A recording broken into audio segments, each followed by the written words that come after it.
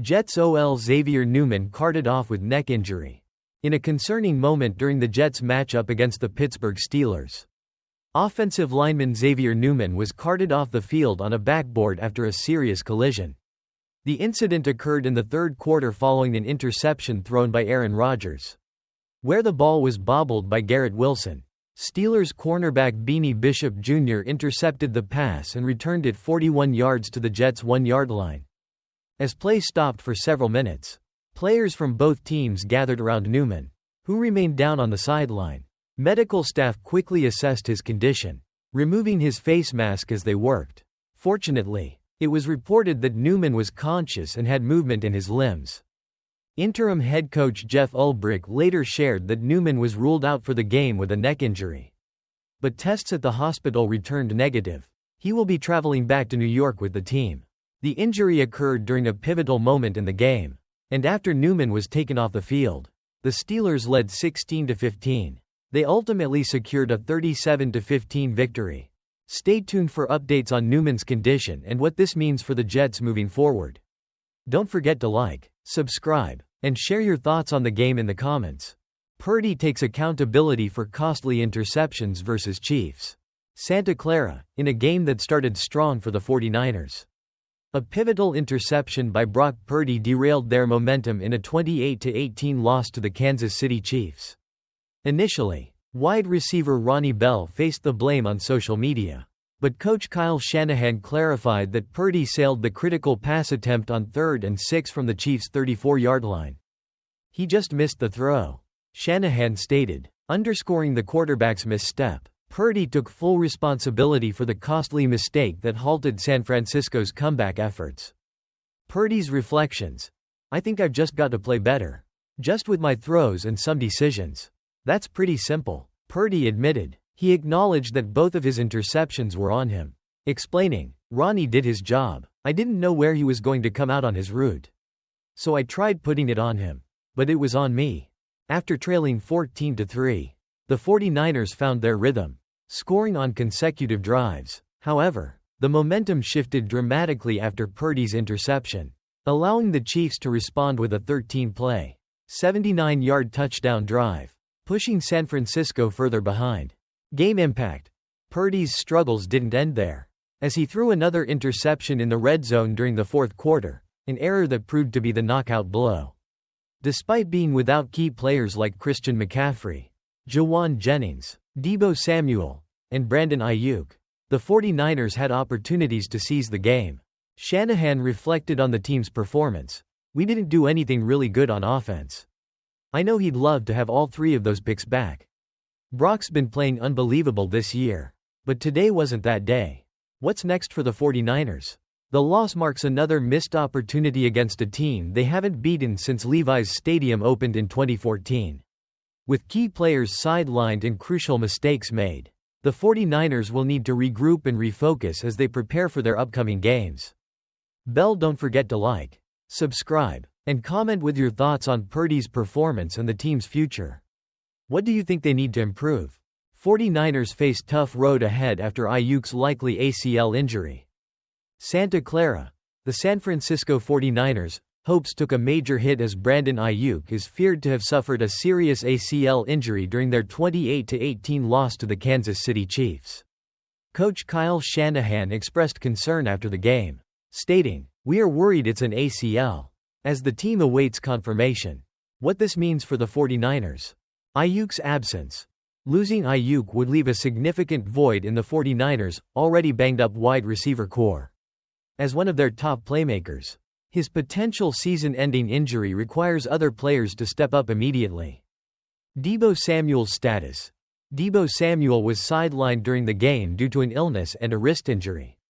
While he struggled to stay on the field against the Chiefs, hopes are high he'll return for next Sunday's showdown with the Dallas Cowboys. Jawan Jennings update. With Jennings also recovering from a hip injury, the 49ers' depth will be tested.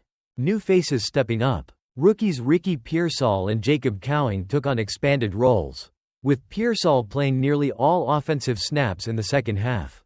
His ability as a savvy route runner could prove vital if Ayuk is out for the season. Cowing showcased his speed with a 41-yard catch, demonstrating that he can stretch the field and add a different dimension to the offense. What's next? While the 49ers have capable players ready to step in, another injury could prompt them to explore trade options before the November 5 deadline. Can Shanahan find a way to keep the offense rolling despite these challenges? Be sure to like, subscribe, and hit the bell for all the latest updates on the 49ers. Share your thoughts on the Ayuk injury in the comments below. Jets crash in Pittsburgh. Rodgers' 2 picks lead to 37-15 defeat.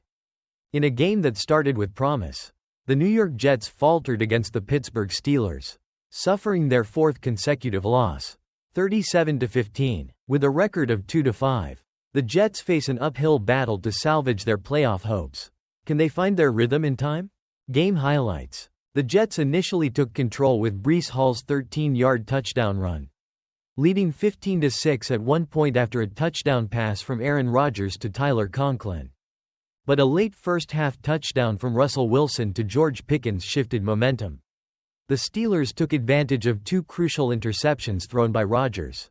As the Jets' offense stalled, Pittsburgh capitalized, with Wilson connecting with Van Jefferson and Najee Harris for late touchdowns.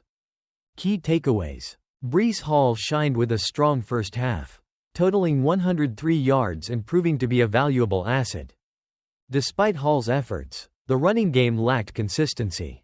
As the Jets struggled to find their footing, newcomer Davante Adams had a quiet debut, failing to make an immediate impact, while the team showed flashes of improved discipline, going penalty-free in the first quarter.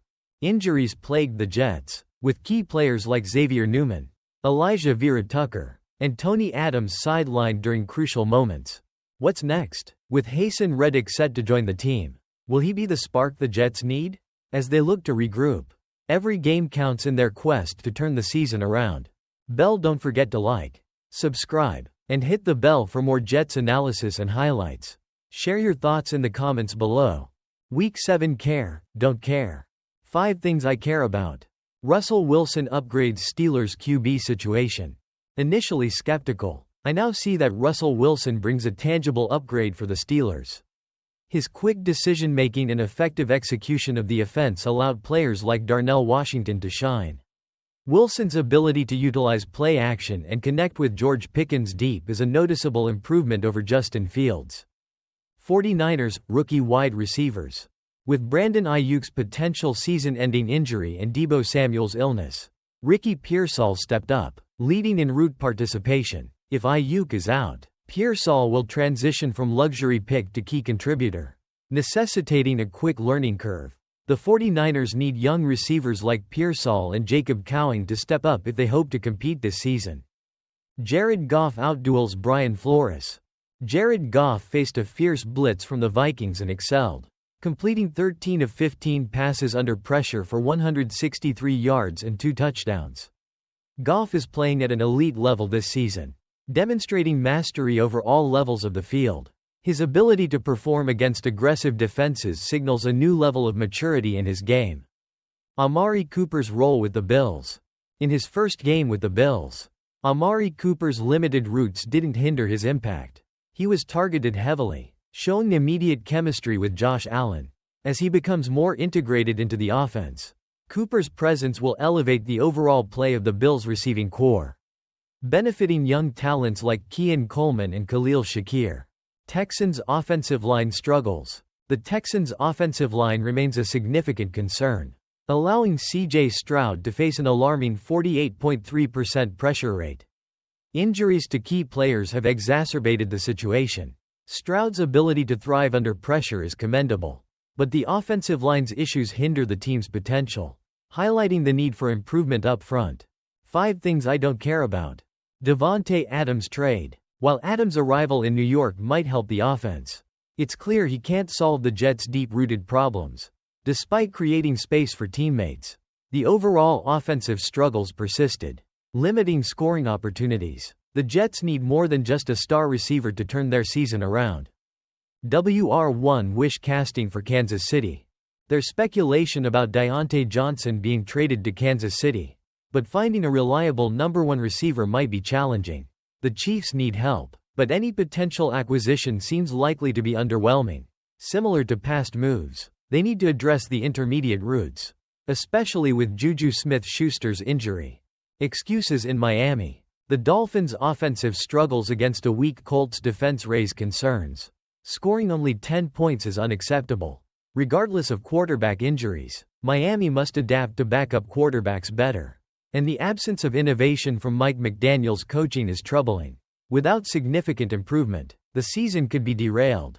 Colts pass catchers. Until Anthony Richardson develops consistency, it's hard to expect significant production from the Colts' talented wide receivers.